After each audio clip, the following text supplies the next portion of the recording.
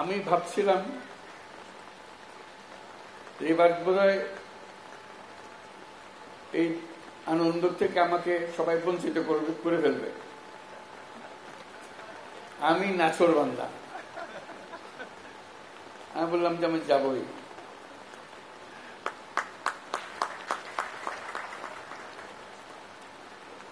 যাবার অনেক আকর্ষণও ছিল, আপনাদের সঙ্গে আবার দেখা করা, কারণ আপনার আমাদের দায়িত্ব গ্রহণের পরপরই আপনাদের সঙ্গে দেখা, তারপরে আবার এসছি। এই আনন্দ থেকে আমি বঞ্চিত হতে চাচ্ছিলাম না। বিশেষ করে এর মধ্যে অনেকগুলো ঘটনা ঘটেছে। ছুটি একদিনের থেকে দুদিন হয়েছে, এখন ছুটি দুদিনের থেকে এখন 4 দিন হয়ে গেছে। ওটাতে আমার কোনো হাত নাই। এটা কেউ না কেউ বুদ্ধি করে ফেলেছে ঠিকভাবে, 4 দিনের ছুটি। কাজে সব আনন্দ এখানে একত্র হয়ে গেছে। তা বললাম যে আমাকে বাদ দিয়ে সবাই আনন্দ করবে, এটা করতে দেবো না। আমি এটাতে শরীক হবই। আমি জোর করে এসেছি, আপনাদেরকে কষ্ট দিয়েছি আপনাদের এই আনন্দের শরীক হওয়ার জন্য। আমি থাকতে পারছি না কেন? যেহেতু একই সময় যখন দুর্গাপূজা হবে তখন একই সময় জাতিসংঘের অধিবেশন চলবে, যেখানে সরকার প্রধান হিসেবে আমাকে উপস্থিত থাকতেই হবে।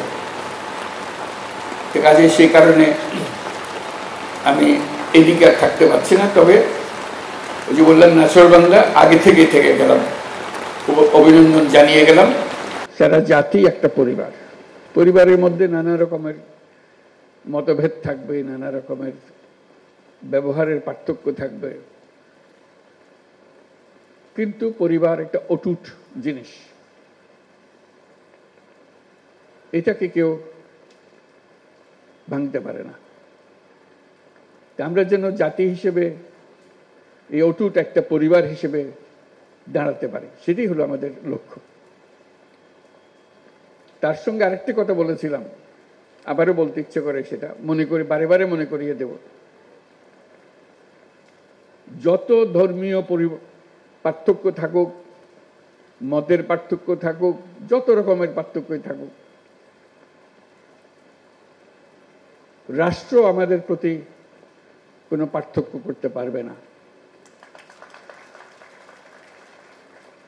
কারণ রাষ্ট্র দায়িত্ববদ্ধ সবাইকে সমান মর্যাদা দেওয়ার জন্য। সে যেই হোক, সে যে ধর্মে বিশ্বাস করুক, যেই মতবাদে বিশ্বাস করুক, তার ধন অসীম ধনের অধিকারী হোক অথবা নিঃস্ব হোক, রাষ্ট্রের কাছে সে একজন নাগরিক। নাগরিকের সমস্ত অধিকার সংবিধানে লিপিবদ্ধ করা আছে।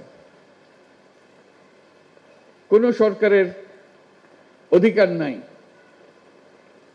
তাকে কোন জায়গা থেকে বঞ্চিত করা, ক্ষুদ্র পরিমাণেও বঞ্চিত করা। কাজে আমাদেরকে ওই একটা জায়গাতে সোচ্চার হতে হবে সব সময়। আমরা পারিবারিক অন্যান্য বিষয়ে খুব সোচ্চার হয়ে যায়, মাঝে মাঝে হতে হয়, কিন্তু এটা তার চেয়ে তো বেশি যেন সোচ্চার হয় আমরা নাগরিক।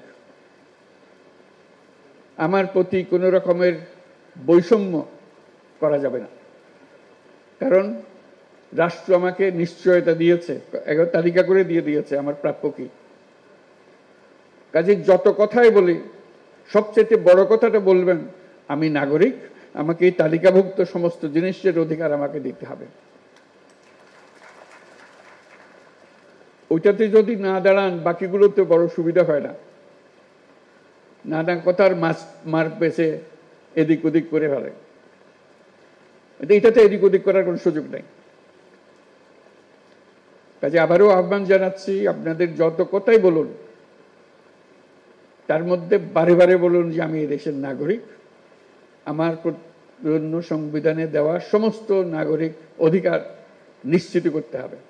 এই অধিকার, এইসব অধিকার থেকে এখন আমি বঞ্চিত, এগুলো আমাকে দিতে হবে। তখন আপনি সঙ্গী সাথী সবাইকে পাবেন, সারা দেশের মানুষ একসঙ্গে থাকবে, কারণ সবারই একই সমস্যা, তার নাগরিক অধিকার প্রতিষ্ঠা করা। আমরা বারে বারে লাঞ্ছিত হই, অপমানিত হই, আমরা নানা রকমের বৈষম্যের শিকার হই, যেহেতু ওই অধিকারের প্রতি আমাদের নজর নাই বা হতাশ হয়ে গেছি, অধিকারের কথা আর মুখে আসে না। এখন আসতে হবে। আমরা যে নতুন বাংলাদেশের কথা বলছি, তার মধ্যে এটা সবচেয়ে গুরুত্বপূর্ণ বিষয়, যে সবাইকে সব নাগরিক অধিকার নিশ্চিত করা, সেটা যেন আমরা করতে পারি।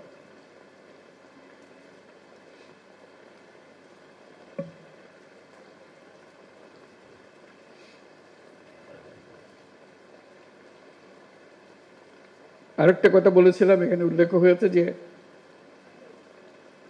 আমরা নিরাপত্তা বাহিনীর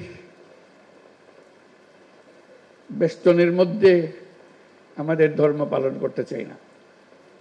আমরা নাগরিক হিসেবে মুক্তভাবে যার যার ধর্ম পালন করতে চাই, এই অধিকার আমাদের নিশ্চিত করতে হবে। আমরা আইন শৃঙ্খলা বাহিনী, নিরাপত্তা বাহিনী সবার প্রতি ধন্যবাদ জানাই, তারা তাদের ভূমিকা পালন করার জন্য। কিন্তু আমরা এমন একটা দেশ বানাতে চাই যেখানে এরকম নিরাপত্তা বাহিনীর বেষ্টিত হয়ে ধর্ম পালন করে একটা হাস্যকর জিনিস হয়। এটা কি কথা হলো? এটা কোন ধরনের দেশ বানালাম আমরা? এরকম দেশ বানানোর জন্যই এত রক্তপাত, এত কিছু হলো? আমরা সেটা চাই না।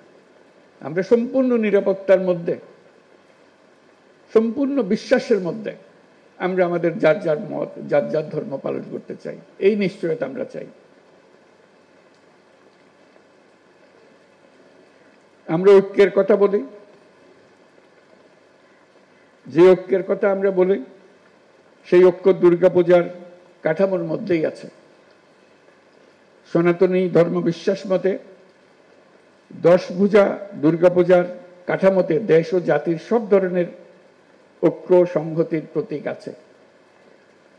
লক্ষ্মীর ধন সম্পদ, সরস্বতীর জ্ঞান, কার্তিকের বীরত্ব, গণেশের সাফল্য, 10 ভুজা দুর্গার অসীম শক্তি সম্মিলিতভাবে সমস্ত অশুভ শক্তিকে পরাজিত করে।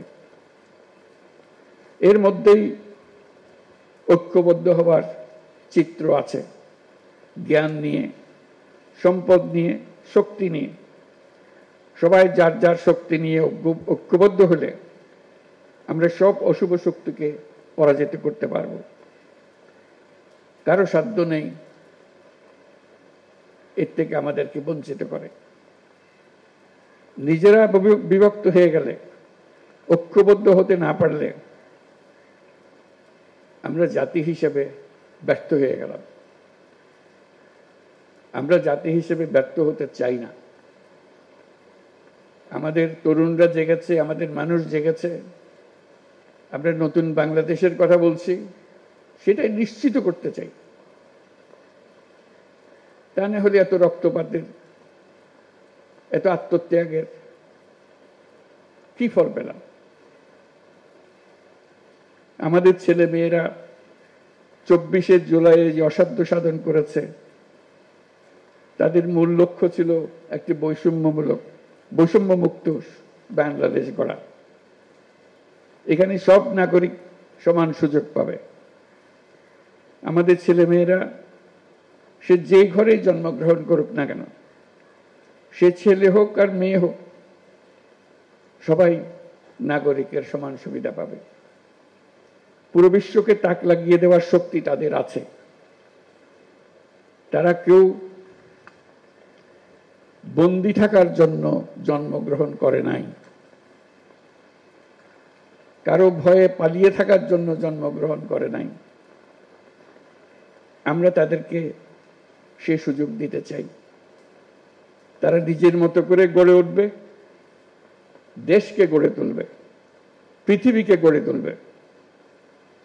আমরা এমন রাষ্ট্র গঠন করতে চাই, পৃথিবী আমাদেরকে অনুসরণ করবে। জুলাই গণ অভ্যুত্থানের মধ্য দিয়ে আমরা বৈষম্য, দুর্নীতিমুক্ত একটি সমৃদ্ধ দেশ গড়ার যে অগ্রযাত্রা শুরু করেছি, তার সফল বাস্তবায়ন করতে হলে ধর্ম, বর্ণ ভেদাভেদ ভুলে সকলকে একসঙ্গে কাজ করতে হবে। সব অশুভ, অন্যায়, অন্ধকারকে পরাজিত করে ঐক্য সম্প্রীতির জয় হবে। বাংলাদেশ এগিয়ে যাবে কল্যাণ ও সমৃদ্ধির পথে। সবাইকে আবারও শারদীয় দুর্গোৎসবের শুভেচ্ছা জানাচ্ছি। এবার মনটা শান্ত হলো যে আপনাদের সঙ্গে দেখা হলো দুর্গাপুজো উপলক্ষে। আপনারা সাক্ষী দেবেন যে আমি হাজির ছিলাম। এখন শান্ত মনে আমি জাতিসংঘের দিকে রওনা হতে পারবো। সবাই দোয়া করবেন, আশীর্বাদ করবেন। নমস্কার, ধন্যবাদ।